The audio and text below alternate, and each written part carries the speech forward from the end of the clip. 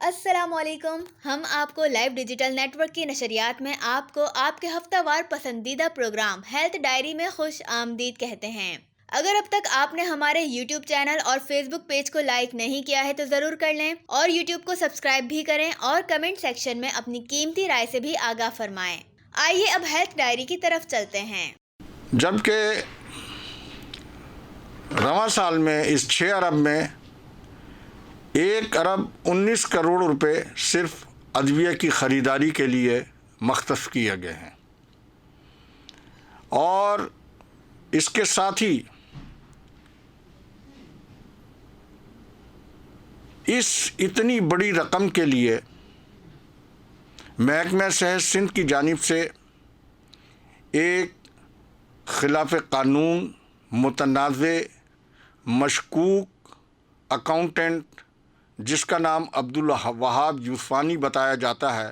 اسے مقرر کیا گیا ہے۔ اس خلاف قانون اکاؤنٹنٹ نے سول اسپتال کی موجودہ انتظامیہ کی موجودگی میں صرف 10 جون سے 25 جون تک جو ادویہ کی خریداری کی ہے اس کی مالیت 52 کروڑ روپے بنتی ہے، جبکہ اس حوالے سے گزشتہ مالی سال کے بجٹ کے اندر 59 کروڑ روپے رکھے ہوئے تھے۔ ظاہر بات ہے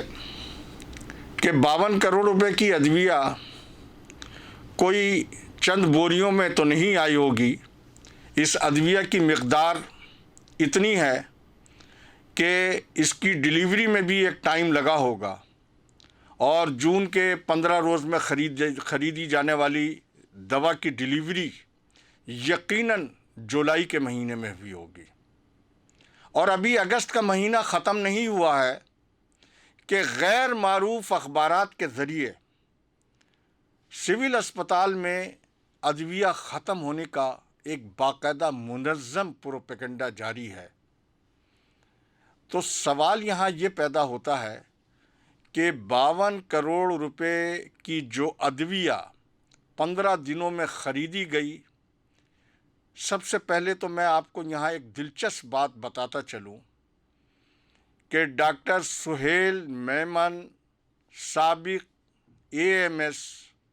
پروکیورمنٹ سول اسپتال کراچی کے بعد آج تک کوئی بھی AMS پروکیورمنٹ موجود ہی نہیں ہے۔ اس کو بھی کوئی 10 سال کا کم و بیش عرصہ ہو گیا ہے۔ AMS پروکیورمنٹ کی اہم اسامی پر کیوں کوئی AMS موجود نہیں ہے، اس کا جواب تو محکمہ صحت سندھ یا سول اسپتال کی انتظامیہ ہی دے سکتی ہے، لیکن پھر سوال یہ پیدا ہوتا ہے کہ اس اہم اسامی کے اوپر کون لوگ اور کیوں اور کس کے کہنے پر کام کرتے رہے،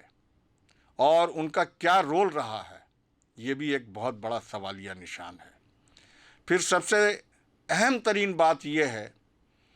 کہ یہ جو 52 کروڑ روپے کی دوا خریدی گئی ہے،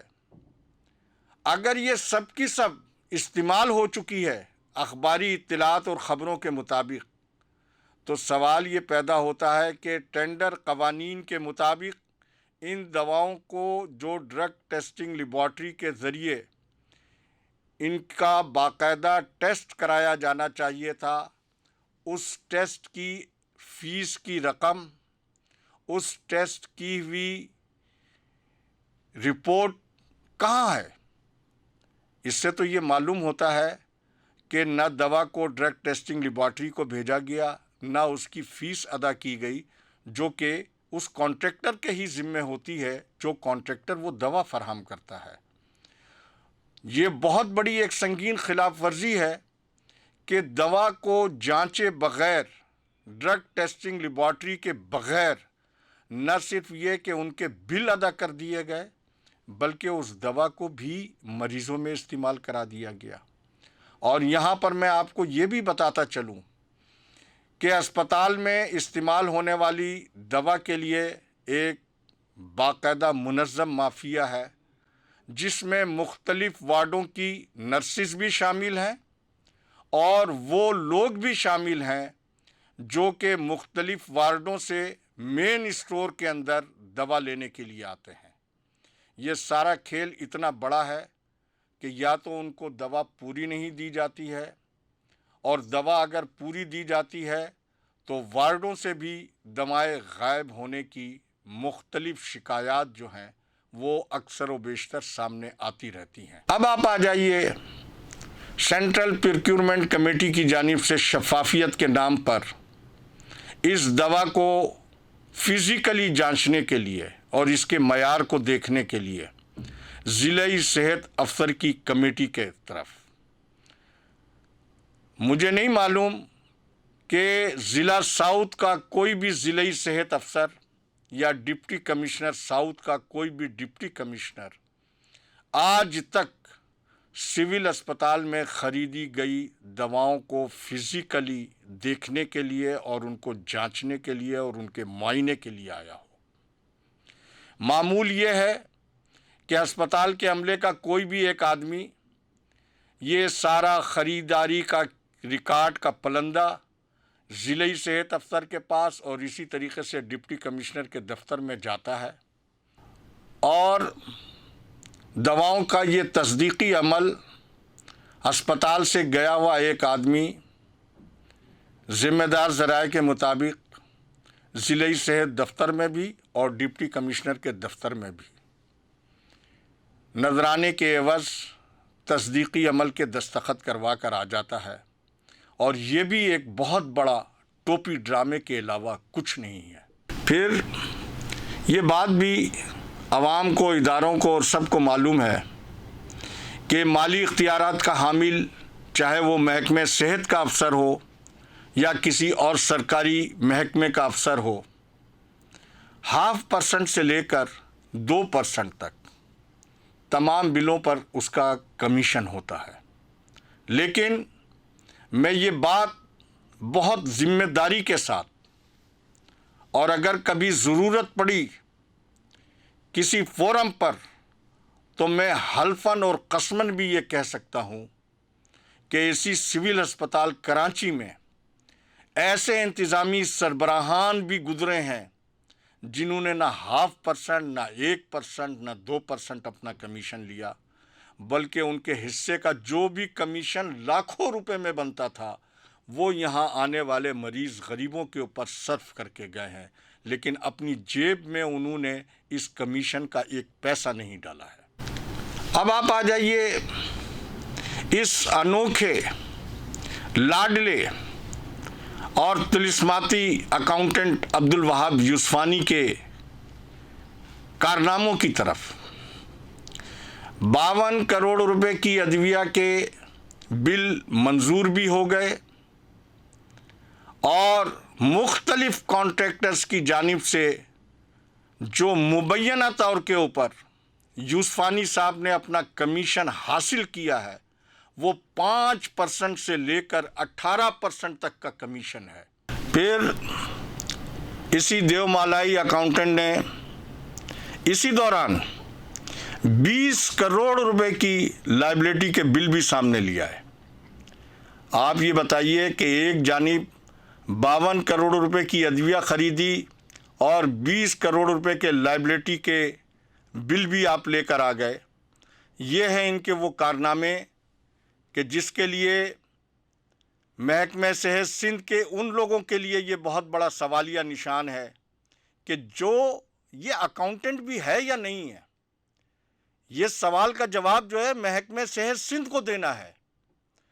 کہ جس کا جو ڈیزیز کوٹے کے اوپر بھرتی ہوا تھا یہ اکاؤنٹنٹ ہے یا کیا بلا ہے،